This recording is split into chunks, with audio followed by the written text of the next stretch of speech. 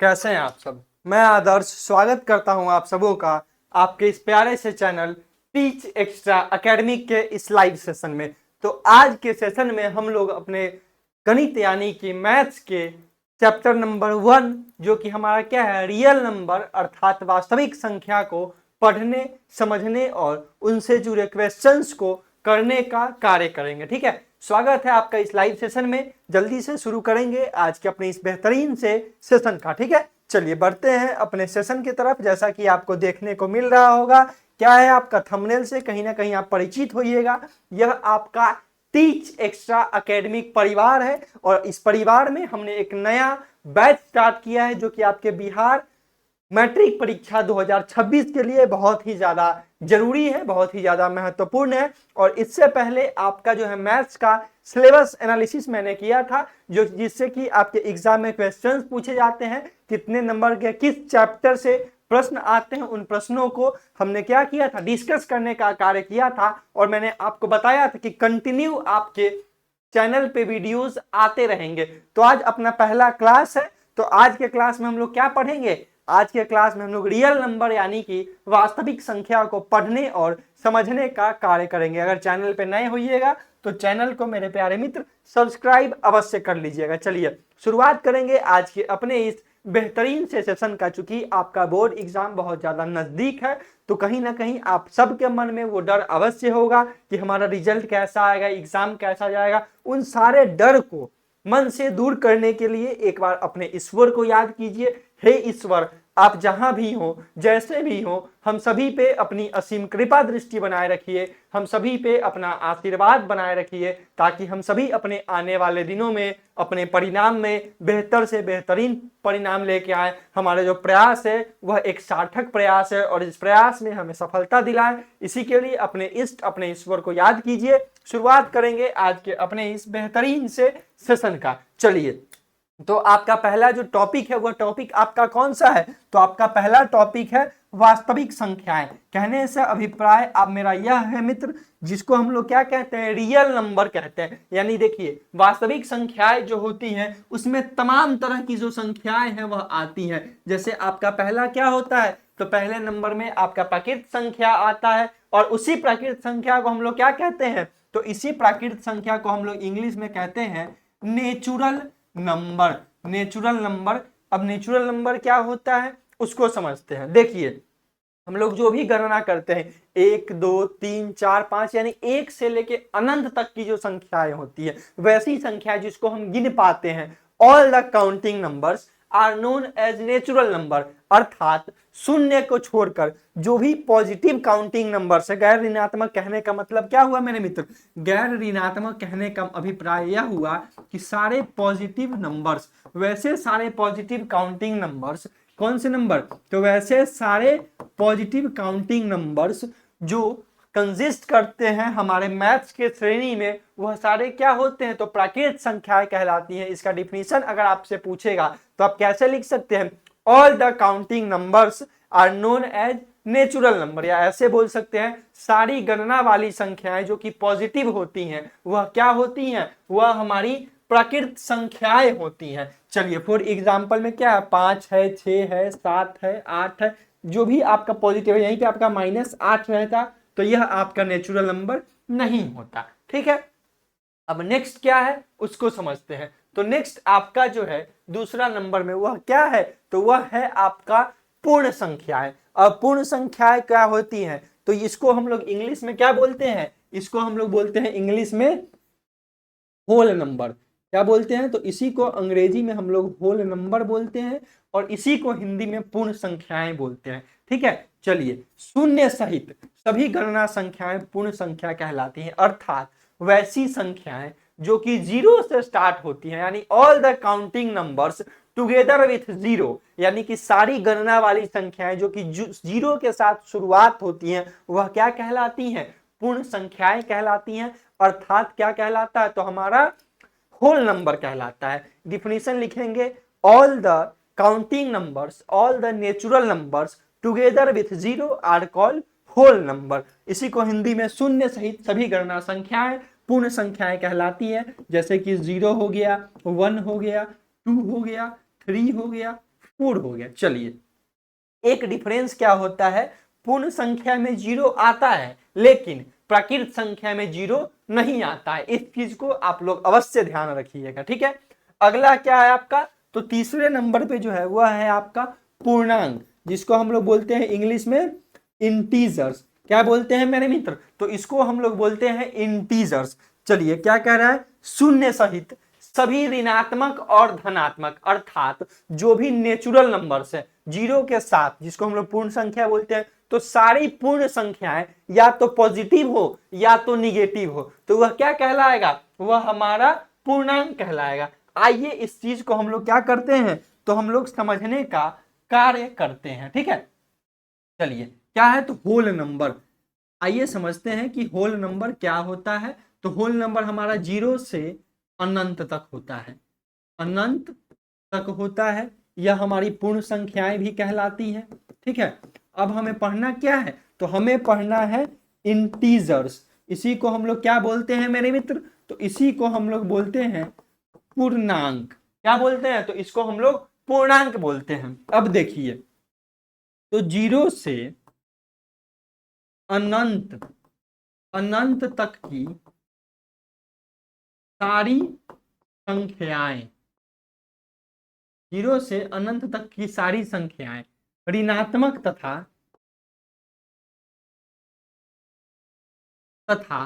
धनात्मक, अर्थात positive and negative, ऋणात्मक तथा धनात्मक अवस्था में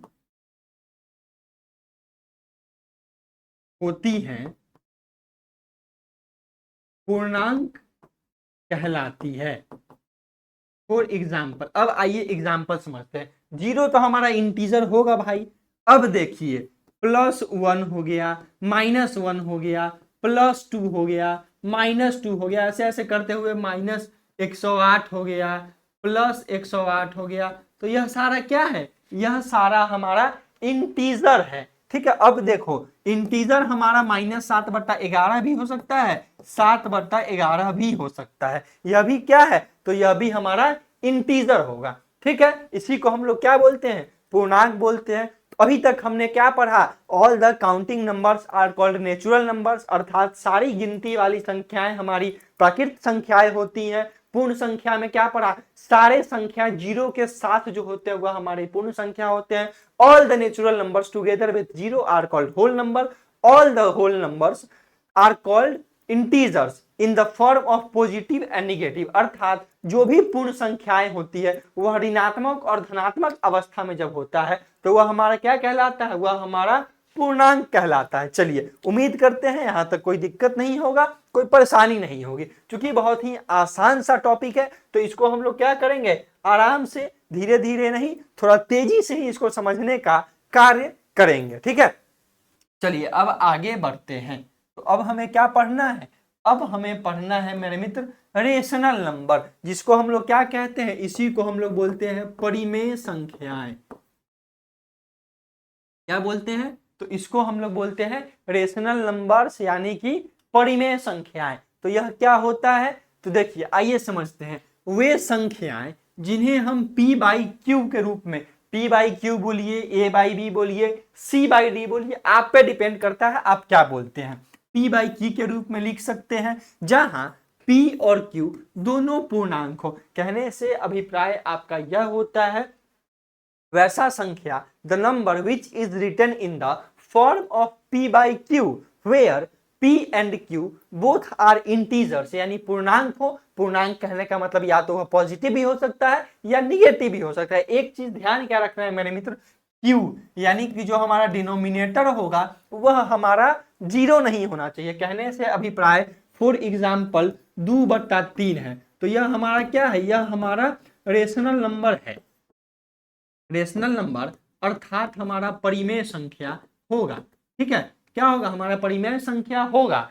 -2/-3 भी हमारा क्या होगा, परिमेय संख्या होगा, लेकिन -2/0 नहीं होगा। क्यों नहीं होगा, तो जैसा कि हम यहाँ डिफिनीशन पढ़ रहे हैं, क्या कह रहा है, q is not equal to 0, यानी वैसा संख्या जो p/q के रूप में हो और क्यू हमारा क्या हो, शून्य नहीं हो, जीरो नहीं हो, यह चीज ध्यान रखिएगा। तथा पी और क्यू दोनों हमारा क्या होना चाहिए, तो दोनों जो है हमारा रेशनल नंबर में पूर्णांक होना चाहिए। पी और क्यू अगर इंटीजर है, क्यू हमारा जीरो नहीं है, तो वह संख्या हमारा क्या कहलाएगा, परिमेय संख्या कहलाएगा, अर्थात हम लोग उसको क्या कहेंगे मेरे मित्र, रेशनल नंबर कहेंगे। ठीक है, अब आते हैं अपरिमेय यानी कि किस पे, तो इरेशनल नंबर पे। बड़ा आसान सा यह टॉपिक है, थोड़ा समझ लीजिएगा, इससे जो 10 नंबर के प्रश्न आपके आते हैं बिल्कुल नहीं छूटेंगे, छूटने का चांस ही नहीं है। ठीक है, आइए, वे संख्याएं जिन्हें हम p बाई क्यू के रूप में नहीं लिख सकते हैं, जहां p और q पूर्णांक हो और q नॉन इक्वल जीरो हो। देखिए क्या कह सकता है, तो इसको हम लोग ऐसे कह सकते हैं कि वैसा संख्या जो p बाई क्यू के रूप में नहीं लिखा जाता है, p बाई क्यू के रूप में नहीं लिखा जाता है। जैसे हमारा क्या हो गया, √2 हो गया, √3 हो गया, क्या हो गया, √5 हो गया। ठीक है, चलिए अब एक चीज आप हमको बताइए, यहाँ एक ट्रिक भी दिया हुआ है, क्या है, तो एक हमारा यहाँ पे ध्यान से देखिएगा, ट्रिक भी दिया हुआ है यह पहचानने के लिए कि क्या हमारा पूर्णांक, माफ कीजिएगा, परिमेय संख्या है और कौन सा हमारा परिमेय संख्या नहीं है। अगर डेसिमल टर्मिनेट या रिपीट करता है परिमेय संख्या, अगर डेसिमल इंडलेस और नॉन रिपीटिंग है, यानी क्या होगा, जैसा कि हमारा देखिए जब कोई चीज दशमलव में होगा, जैसे मान लीजिए क्या है यहाँ 4/45 है, यानी कि 4.5 है, तो यह हमारा रेशनल नंबर होगा रेशनल नंबर। ठीक है, लेकिन जैसे देखिए यहाँ पे एक चीज समझते हैं, यहाँ क्या हमारा है, यहाँ पे हमारा √2, मेरे मित्र क्या है, ध्यान से देखिएगा, यहाँ पे आपका है √2, तो √2 को जब हम लोग तोड़ेंगे तो क्या आएगा, 1.444 करके ऐसे आएगा, तो यह हमारा क्या होगा, 44444 ऐसे आएगा अगर, तो यह क्या होगा, कंटिन्यू यह चीज बढ़ते जाएगा। तो ऐसा जो कि क्या हो, या रिपीटिंग होगा, यह क्या है, बार बार रिपीट हो रहा है, और हमारा क्या है, जब बार बार रिपीट होता रहेगा तो वह हमारा रेशनल नंबर नहीं होगा, वह क्या होगा, तो वह हमारा हो जाएगा इरेशनल नंबर। अब देखिए √4 है, तो √4 को हम लोग कैसे लिख सकते हैं, √4 हमारा 2 का स्क्वायर है, तो 2, अब यह 2 क्या है, स्टॉप हो गया, 2 हमारा जाके यहाँ पे स्टॉप हो गया, तो यह 2 किसके फॉर्म में, 2/1 के फॉर्म में है। यहाँ पे क्यू हमारा 1 है यानी नॉन जीरो है, तो यह हमारा क्या होगा, परिमेय संख्या होगा। ठीक है, क्लियर है, चलिए आगे बढ़ते हैं। अब तो यानी कि यह जो ट्रिक था हमारा, अगर डेसिमल इंडलेस यानी जो कि हमारा कंटिन्यू रिपीट करेगा तो हमारा क्या होगा, अपरिमेय संख्या होगा। आगे बढ़ते हैं, चलिए अब क्या कह रहा है, तो अब हमारा कह रहा है यूक्लिड की विभाजन प्रमेयिका। अब हमें क्या पढ़ना है मेरे मित्र, तो यूक्लिड डिवीजन एल्गोरिथम पढ़ेंगे, जिसी को हम लोग बोलते हैं क्या, यूक्लिड्स डिवीजन लेमा। क्या पढ़ते हैं, तो इसको हम लोग पढ़ते हैं यूक्लिड्स डिवीजन लेमा।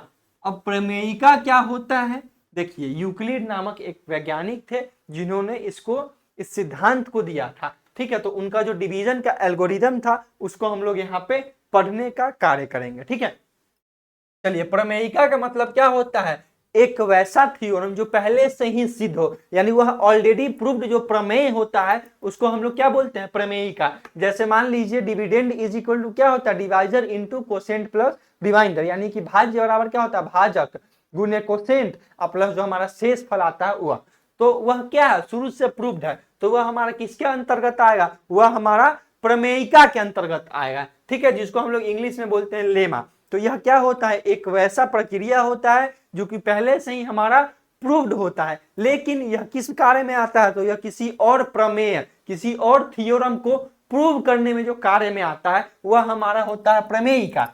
आइए समझते हैं, देखिए क्या है, यह मूलतः सामान्य विभाजन प्रणाली का पुनर्कथन है। सामान्य विभाजन प्रणाली क्या था, तो सामान्य विभाजन प्रणाली हमारा है dividend is equal to divisor into quotient plus में क्या है, रिमाइंडर। यही ना हमारा बेसिक डिवीजन प्रणाली है, यानी जो डिविडेंड होता है वह क्या होता है, divisor into quotient plus remainder. ठीक है, जैसे इसको प्रूव करते हैं तो देखिए 3 से क्या किए 5 को भाग दिए तो एक मरतबे कट गया 3, बच क्या गया 2। तो यहाँ हमारा डिविडेंड क्या है 5 है, तो 5 बराबर डिवाइजर यानी जिससे हम लोग भाग देते हैं वह हमारा हो जाता है डिवाइजर, तो 3। कोसेंट क्या होता है जितना मरतबे कटेगा जितना बार में कटेगा वह हमारा होता है कोसेंट, प्लस में रिमाइंडर यानी कि जो शेष फल होगा वह रिमाइंडर, तो 2। 5 बराबर 3 एकम 3 जोड़ 2 यानी 5 बराबर 5, यानी कि यह जो हमारा थ्योरम है क्या है बिल्कुल सही है, कोई दिक्कत नहीं है इस थ्योरम में। ठीक है, इसका औपचारिक कथन है दिए गए धनात्मक पूर्णांक को ए और बी के प्रत्येक युग्म के लिए। अब इसमें क्या कहा गया था कि कोई भी जो हमारा ए और बी का कोई युग्म है, कोई धनात्मक पूर्णांक है, उसको प्रूव करने के लिए क्या किया गया था, इस थ्योरम को थोड़ा सा मॉडिफाई किया गया था, थोड़ा इसमें कुछ नया नया चीज सब डाला गया था। तो वह क्या था हमारा, वह देखिए ए बराबर बी क्यू प्लस आर, यानी ए बराबर क्या था बी क्यू प्लस आर। इसका एक कंडीशन क्या था, जब हमारा क्या हो आर जो है हमारा या तो 0 से बड़ा हो या फिर हमारा 0 के बराबर, यानी जो रिमाइंडर यानी शेष फल था हमारा वह क्या हो, या तो हमारा 0 के बराबर हो या 0 से बड़ा हो। यह इसका टर्म्स एंड कंडीशंस था, किसका, तो यूक्लिड डिवीजन एल्गोरिदम का। ठीक है, आइए जहां आर शून्य भी हो सकते हैं, जहां क्या होगा आर हमारा शून्य भी हो सकता है या शून्य से ज्यादा हो सकता है, और जो हमारा बी होगा यानी कि जो दूसरा नंबर होगा हमारा, जो हमारा युग्म होगा वह क्या होगा आर से बड़ा होगा। ठीक है, चलिए अब क्या कह रहा है, जहां ए भाज्य है और बी भाजक है, यानी बी क्या है वैसा है जो कि जिससे कि भाग दिया जा रहा है। जैसे देखिए अब यहाँ पे मान लीजिए 7 जो है और यहाँ पे क्या है 10, तो 7 एकम 7 कट गया, बच क्या गया 3, तो 7 हमारा क्या है, 7 हमारा जो है भाजक है। 7 को हम लोग क्या कहेंगे, भाजक कहेंगे। इसको हम लोग क्या कहेंगे, इसको हम लोग कहेंगे भाज्य, और यह हमारा क्या कहलाएगा, तो यह हमारा कहलाएगा भागफल, और यह हमारा क्या कहलाएगा, तो यह हमारा कहलाएगा शेषफल।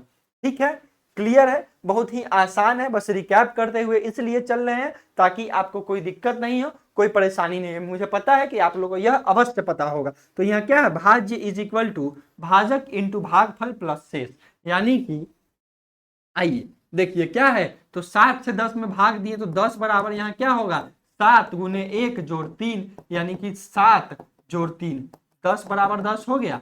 अब इसमें यह 7 क्या, तो यह 7 हमारा क्या है भाजक है, यह 1 हमारा भागफल है और यह 3 हमारा क्या है, तो यह 3 हमारा शेषफल है। ठीक, चलिए आगे बढ़ते हैं। अब क्या है, तो अब हम लोग एल्गोरिदम के बारे में पढ़ेंगे कि एल्गोरिदम क्या होता है। आइए समझते हैं, तो एल्गोरिदम क्या होता है मेरे प्यारे मित्र। एल्गोरिदम हमें किसी विशेष प्रकार की समस्या को सुप्रभाषित, देखिए अभी अभी आपको क्या बताया कि प्रमेयिका जो होता है वह ऑलरेडी प्रूव होता है और वह किसी अन्य चीज को प्रूव करने में हेल्प करता है। एल्गोरिदम क्या होता है, अभी जो हम आपको पता है कि उसी चीज को थोड़ा सा मॉडिफाई किया जाता है, फिर से उसमें कुछ नई चीजों को जोड़ के जो हम लोग क्या करते हैं सेम मेथड में कुछ अलग सा चीज मॉडिफाई करते हैं, तब जाके हमारा एल्गोरिदम का निर्माण होता है। तो एल्गोरिदम क्या होता है, एल्गोरिदम हमें किसी विशेष प्रकार की समस्या को सुपरिभाषित तरीके से हल करने के लिए कुछ निश्चित चरण प्रदान करता है। यानी इसमें क्या होता है, तो हम लोग इसमें स्टेप बाय स्टेप कार्यों को करते हैं। क्या कह रहा, निश्चित चरण, यानी कि स्टेप प्रदान करता है, हमें क्या देता है, तो स्टेप 1 स्टेप 2 ऐसे करके हम लोग इसमें क्वेश्चंस को सॉल्व करने का कार्य करते हैं। ठीक, चलिए प्रमेयिका भी बताएं कि यह कथन है जो पहले से सिद्ध है और अन्य कथनों को सिद्ध करने के लिए उपयोगी है। अब क्या करें, यूक्लिड विभाजन एल्गोरिदम, ध्यान दीजिएगा इससे पहले हम लोग क्या पढ़े, यूक्लिड विभाजन लेमा पढ़े हैं, जहां हम लोग पढ़े भाज्य बराबर भाजक गुने भागफल प्लस शेष, यही हम लोग पढ़े हैं प्रमेयिका। यूक्लिड का जो विभाजन प्रमेयिका था उसको पढ़े हैं। अब हम लोग पढ़ेंगे यूक्लिड डिवीजन एल्गोरिदम को। ठीक है, तो इसमें क्या है, यह अवधारणा यूक्लिड विभाजन प्रमेयिका पर आधारित है। मैंने आपको बताया कि एक वैसा चीज जिसको थोड़ा सा मॉडिफाई कर दिया जाता है तो वह हमारा एल्गोरिदम में आता है, और जो पहले से प्रूव होता है वह हमारा प्रमेयिका कहलाता है। ठीक है, यह दिए गए दो धनात्मक पूर्णांक को एम एन की जगह 1 और 2 भी हो सकता है, क्या हो सकता है 2 और 4 और 2 भी हो सकता है, 2 और 3 कुछ भी आप ले सकते हैं। ठीक है, इसका लघु महत्तम समापवर्तक यानी कि हम लोग इसको किस लिए यूज करते हैं, तो इसका HCF निकालने के लिए हम लोग क्या करते हैं, यूक्लिड्स डिवीजन एल्गोरिदम का उपयोग करते हैं। यानी यूक्लिड विभाजन एल्गोरिदम का उपयोग हम लोग किस लिए करते हैं, तो यूक्लिड्स विभाजन एल्गोरिदम का उपयोग हम लोग HCM अर्थात महत्तम समापवर्तक को निकालने के लिए करते हैं, जहां पे हमारा क्या हो, m जो है सदैव n से बड़ा होना चाहिए। अगर m 1 है, क्या है, अगर m बराबर अगर 1 है और n बराबर 2 है, तो यह क्या होगा, यह जो है काम नहीं करेगा। यानी m क्या होना चाहिए, m हमेशा बड़ा होना चाहिए, m सदैव हमारा बड़ा होना चाहिए, तब जाके हमारा यूक्लिड डिवीजन एल्गोरिदम जो है वह कार्य करेगा, वरना जो है हमारा यह यूक्लिड डिवीजन एल्गोरिदम काम नहीं करेगा और हम अपने HCF को इस मेथड से नहीं निकाल पाएंगे। ठीक, चलिए आगे बढ़ते हैं। अब क्या कह रहा है कि भाई एल्गोरिदम का मतलब क्या है, यह तो मैंने आपको बता दिया कि एक वैसा प्रक्रिया, एक वैसा प्रोसेस जिसमें हम लोग क्या करते हैं, स्टेप बाय स्टेप, चरण बाय चरण हम लोग कार्यों को करते हैं। अब भाई चरण बाय चरण से क्या मतलब होता है, तो चरण बाय चरण कहने का अभिप्राय हमारा यह होता है, जिसे नहीं बोलते हैं कि चुनाव का तीसरा चरण है, यहाँ चुनाव का चौथा चरण है। तो क्या होता है, जैसा बिहार बहुत बड़ा एक राज्य है, तो इसमें जब चुनाव होता है तो चरणों में बांट दिया जाता है। हाँ, फलना जिला सबका, फलना विधानसभा सबका चुनाव पहला चरण में होगा, बचा हुआ विधानसभा का चुनाव दूसरा में होगा, और जो पूरा बच गया लास्ट में थोड़ा सा, उसका हम लोग तीसरा चरण में करेंगे। यानी कि स्टेप बाय स्टेप हम लोग उन चुनाव को, कार्यों को करते हैं, यानी इलेक्शन कमीशन करता है, हम लोग नहीं करते हैं। ठीक है, तो वैसे ही सेम चीज हमारे एल्गोरिदम में होता है, तो स्टेप बाय स्टेप हम लोग इसमें कार्यों को करते हैं। ठीक है, एल्गोरिदम का मतलब होता है किसी काम को करने का स्टेप बाय स्टेप मेथड, यानी निश्चित मेथड, निश्चित नियम होता है। जैसे हम डिवीजन करते हैं, वही एल्गोरिदम है नंबर को डिवाइड करने का। बिल्कुल सही बात है, जो डिवीजन करते हैं तो हम लोग का एक फिक्स नियम है कि उसी स्टेप से चलेंगे तो हमारा डिवीजन होगा, वरना हमारा डिवीजन नहीं होगा। चलिए अब लेमा, यानी जो हम लोग अभी पढ़े हैं ना, यूक्लिड विभाजन लेमा, वह क्या होता है, किसी भी दो धनात्मक पूर्णांकों यानी पॉजिटिव इंटीगर a और b के लिए हमेशा दो पूर्णांक कोसेंट और रिमाइंडर इस प्रकार पाए जाते हैं। देखो यह बताए ही है, जैसे मान लीजिए क्या है, हमारा है a है और हमारा b है, तो क्या होना चाहिए, सबसे पहले हमारा a जो है b से बड़ा होना चाहिए। ठीक है, a अगर b से बड़ा है तो a बराबर क्या होगा, हमारा b इंटू कोसेंट, अब प्लस में हमारा क्या होगा, रिमाइंडर होगा। यही ना पढ़े हैं जी हम लोग। अब इसमें क्या है, तो a मान लीजिए जैसे हमारा 12 और 7, a बराबर क्या हो गया, 12 हो गया, अब b बराबर हमारा 7 हो गया। तो 7 से हम लोग क्या किए, 12 में भागा दिए, 7 एकम 7, बच गया हमारा 5। तो a बराबर क्या हो गया हमारा 12, अब b बराबर हो गया हमारा 7। तो a इज इक्वल टू क्या होगा हमारा b q प्लस r। तो b की जगह हम लोग क्या रखेंगे, b की जगह हम लोग रखेंगे 7 को, तो 7 रख दिए, q की जगह 1 है तो 1 रख दिए, r की जगह 5 है तो 5, 7 अजोड़ 5 क्या आ गया 12। प्रूव कर दिया इस थ्योरम को, कर दिया ना जी प्रूव। आगे बढ़िए, जहां डिविडेंड a बराबर क्या है हमारा, डिविडेंड है, यानी कि हमारा भाज्य है, जिसको हम लोग डिवाइड करना है, यानी 12 हमारा क्या है, डिविडेंड है। डिवाइजर क्या है, जो कि हमारा भाजक होता है, जिसे हम लोग भाग देते हैं, तो हमारा 7 क्या है, डिवाइजर है, और कोसेंट जितना से भाग दिए, जितना से कटा, वह हमारा भागफल कहलाता है, और जो हमारा बच जाता है वह हमारा शेष फल कहलाता है। चलिए यह कार्य कैसे करता है, यानी यूक्लिड का जो विभाजन एल्गोरिदम है, यूक्लिड का जो डिवीजन एल्गोरिदम है, वह कैसे कार्य करता है, इसको समझते हैं। ठीक, यह एल्गोरिदम क्या करता है, तो यह एल्गोरिदम बताता है कि हम यूक्लिड्स डिवीजन लेमा को बार बार अप्लाई करके, यानी कि यह एक ऐसा मेथड है जो कि बताता है कि हम लोग यूक्लिड डिवीजन लेमा को बार बार अप्लाई करके HCF को निकाल सकते हैं। कैसे निकाल सकते हैं, जब तक हमारा शेष फल 0 नहीं बचेगा तब तक उस स्टेप को हम लोग क्या करेंगे, कंटिन्यू रिपीट करेंगे, तब जाके हमारा HCF निकल जाएगा। आइए समझते हैं कैसे निकालेंगे हम लोग। जैसे देखिए अभी इसमें कितना प्रेम से हम निकाल के रखे हुए हैं, आइए समझिए। देखिए क्या बोले हैं, एक चीज ध्यान रखिए, यूक्लिड डिवीजन एल्गोरिदम से HCF निकालने का तरीका क्या होता है, यूक्लिड डिवीजन लेमा का उपयोग करते हैं। कब तक करते हैं, तब तक करते हैं जब तक कि हमारा शेष फल अर्थात जो हमारा रिमाइंडर होता है वह हमारा 0 न आ जाए, तब तक हम लोग जो है कार्यों को करते हैं। जैसे देखिए क्या है, फाइंड HCF यानी कि 405 क्या है हमारा, 405 और 252 का HCF ज्ञात करें। किससे, तो यूक्लिड के विभाजन एल्गोरिथम से हमें यह कार्य करना है। ठीक है, चलिए आइए समझते हैं। तो सबसे पहले क्या किए, 405 को मान लिए a बराबर हमारा हो गया 405, b बराबर हो गया हमारा 252। ठीक, तो अब क्या करेंगे, a में b से भाग करेंगे तो क्या मर्तबे कटेगा, एक मर्तबे कटेगा। तो 405 बराबर 252 गुने एक, प्लस में जो हमारा बच गया सो रिमाइंडर हो गया 153। अब क्या करेंगे सो देखिए, अब इसमें क्या करेंगे, इससे भाग देंगे, जो रिमाइंडर बचा उसमें डिवाइड क्या करेंगे, जो रिमाइंडर बचा उससे डिवाइजर में भाग देंगे। तो अब 252 में हम लोग क्या किए, 153 से भाग दिए, फिर एक मर्तबे कटा 99 बच गया, तो अब 153 में 99 से भाग दिए, फिर क्या बचा 54 बच गया, तो अब 54 से क्या किए 99 में भाग दिए। ऐसे ही कंटिन्यू करते गए, 54 में फिर 45 से भाग दिए, फिर 45 में 9 से भाग दिए, जाके हमारा HCF निकल गया 9। ठीक है, यानी कि तब तक इस कार्य को करना है जब तक कि हमारा रिमाइंडर यानी शेषफल जो है वह 0 ना हो जाए। जब तक 0 नहीं होगा तब तक कार्य को करेंगे, और एटलीस्ट जो हमारा डिवाइजर होगा लास्ट में, जब रिमाइंडर 0 आ जाए तो उसमें का जो हमारा डिवाइजर होगा यानी जो हमारा भाजक होगा, यानी भाजक होगा वह हमारा क्या हो जाएगा, वह हमारा HCF हो जाएगा। ठीक है, चलिए एक और क्वेश्चन हम लोग यहाँ पे खुद से बनाने का कार्य करते हैं, क्योंकि अब आपके स्लाइड में तो नहीं है, लेकिन फिर से हम लोग बनाने का काम करते हैं। फॉर एग्जाम्पल 172 और कितना, तो 48 का HCF हम लोग ज्ञात करते हैं, 172 और 48 का। ठीक है, तो सबसे पहले क्या करेंगे, a बराबर 172 और हमारा b बराबर 48। ठीक है, तो क्या करेंगे, 172 बराबर 48 गुने 48 से कितना होगा, देखिए 48 गुने 3, 8 3 24 का 4, हाथ में 2, 4 ते 12 2 14, नहीं 4 से भी कट सकता है, नहीं कटेगा, 3 से ही कटेगा।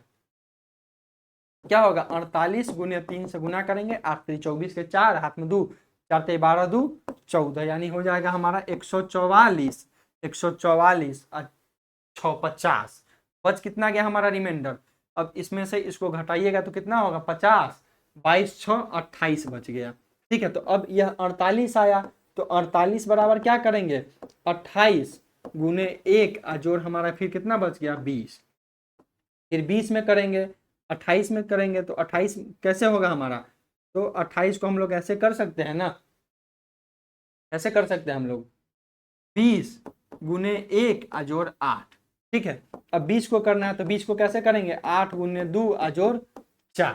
ठीक है, तो अब 8 को कैसे करेंगे, 4 गुने 2 जोड़ 0। यह रिमाइंडर क्या आ गया हमारा, यह रिमाइंडर हमारा आ गया 0, और जैसे ही 0 आया तो इसका जो यह हमारा है वह क्या हो जाएगा, यह हमारा HCF हो जाएगा। तो HCF बराबर हमारा क्या हो गया 4। आइए इसको हम लोग क्या करते हैं, इसको हम लोग एक बार प्रूफ भी कर लेते हैं, एक बार क्या करते हैं, तो इसको हम लोग प्रूफ करने का भी कार्य करते हैं। चलिए, तो 48 से कितना काटे, 172 काटे, 172 का इतना में कटेगा तो 3 से कटेगा, 144 आ जाएगा यहाँ पे आपको 28, 28 से 48 काटे, 28 से कम 28, बच गया 20, 20 से काटे 28, 20 एकम 20, 8 बचा, 8 से फिर 20 को काटे, 8 दूना 16, यहाँ बचा 4, 4 से 8 हमारा कट गया, तो हमारा HCF क्या आया यहाँ पे, HCF हमारा आ गया 4। आइए एक और क्वेश्चन देखते हैं। सपोज कीजिए क्या पूछ रहा है कि हमारा 56 तथा 8 का मौसम किससे, तो यूक्लिड्स डिवीजन लेमा से, Euclid's division algorithm, Euclid division algorithm से बनाते हैं। ठीक है, तो 56 बराबर क्या होगा, 8 पंचे 40, 8 सत तो सीधे कट जाएगा। चलिए, तो 8 सत्ते 56, यहाँ 0 आ गया, तो यह हमारा क्या हो गया HCF हो गया। कोई हार्ड सा देखते, कोई हार्ड सा क्वेश्चन आप लोग कमेंट कीजिए फटाक से, चलिए जल्दी से कमेंट कीजिए, तो एक हार्ड सा जिसका कि हम लोग को मौसा निकालने में थोड़ा सा टाइम लगे। जल्दी से एक हार्ड सा क्वेश्चन आप लोग टाइप कीजिएगा। आइए समझते हैं। देखिए एक हम लोग सोचते हैं खुद से 512 तथा 324 424 का, ठीक है। तो क्या करेंगे हम लोग, 512 बराबर 424 गुने 1, इसमें बच कितना जाएगा हमारा, तो इसमें से जब इसको माइनस करेंगे तो 100 में से 12 कम जाएगा यानी कि 88। तो अब क्या करेंगे हम लोग, 424 बराबर 88 गुने 3, 8 चौका 32, प्लस में कितना हो जाएगा 8 चौका 32, 8 चौका 32, 88 गुने 4, 8 चौका 32 का 4, हाथ में 3, 8 चौका 32, 3 35।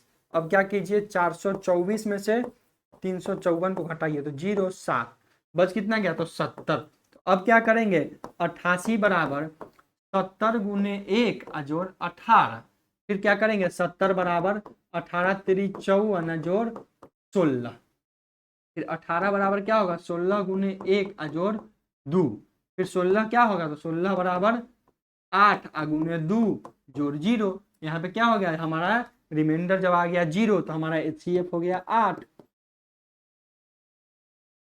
ठीक है, क्लियर है। देखिए क्या करते हैं हम लोग, सबसे पहले क्या किए, 512 को मान लिए A, इसको मान लिए B। अभी ना पढ़े थे कि A बराबर B Q प्लस में R। तो क्या करना है, इसको जब तक हमारा R 0 नहीं हो जाएगा तब तक इसको रिपीट करते हुए जाना है। वैसे ही हम लोग किए हैं। ठीक है, पहले 424 से किए, फिर 424 को A मान लिए हैं, फिर 88 से किए, फिर 88 को A मान लिए। ऐसे ही हम लोग कंटिन्यू करते गए। लास्ट में जो है जब तक हमारा रिमाइंडर 0 आया, जब रिमाइंडर 0 आया तो हमने अपने HCF को ज्ञात कर लिया। ठीक है, तो इसी प्रकार के क्वेश्चंस आपको आपके वास्तविक संख्या अर्थात आपको रियल नंबर में देखने को मिलेंगे। चलिए अभी एक चीज और आपके लिए मैंने लेके आया है, वह आपका क्या है, जैसे आपको आज के टॉपिक में कोई दिक्कत हुआ हो, कोई परेशानी हुआ हो, तो आप इस नंबर पे हमसे कॉल करके पूछ सकते हैं। ठीक है, कोई भी अगर टॉपिक आपको समझने में परेशानी हुई हो, दिक्कत हुआ हो, तो आप क्या कीजिएगा, इस पे हमें कॉल कीजिएगा, कॉल करके पूछ लीजिए। अगर आपका मन हो इंस्टाग्राम पे हमें फॉलो कर सकते हैं, या हमारा इंस्टाग्राम का पेज है। सेशन कैसा लगा एक बार जल्दी से कमेंट बॉक्स में अवश्य बताइएगा। सेशन कैसा लगा एक बार कमेंट बॉक्स में बताइएगा। और चूंकि हमारा यह चैनल बहुत नया है, टीच एक्स्ट्रा एकेडमी का यह परिवार अभी नया है, तो हमें भी आपके प्रेम, आपके स्नेह और आपके आशीर्वाद के साथ साथ आपके साथ की भी बहुत जरूरत है, आपके विश्वास की भी बहुत जरूरत है, ताकि आपके विश्वास से हमारा भी आत्मविश्वास बने, हमारा भी आत्मविश्वास बढ़े। तो मेरे दोस्त, मेरे मित्र, चैनल पे अगर आप आए हो तो चैनल को सब्सक्राइब कर लीजिएगा। अगर अच्छा लगे वीडियो तो अपने दोस्तों में शेयर कीजिएगा। कोई कमी हो तो कमेंट बॉक्स में अवश्य बताने का कार्य कीजिएगा। मिलते हैं अगले एक धुआंधार से वीडियो के साथ, तब तक के लिए टाटा बाय बाय।